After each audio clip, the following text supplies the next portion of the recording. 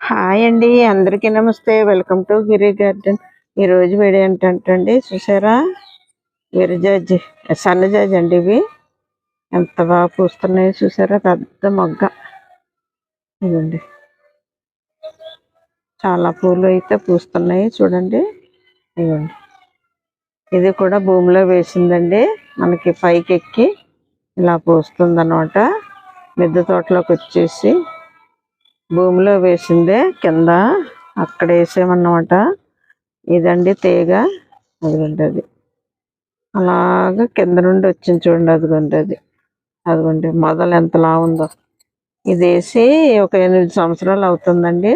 అందువల్ల ఇంత బాగా పూస్తుంది అన్నమాట. చూడండి, ఇదిగోండి పెద్ద పెద్ద మొగ్గలండి.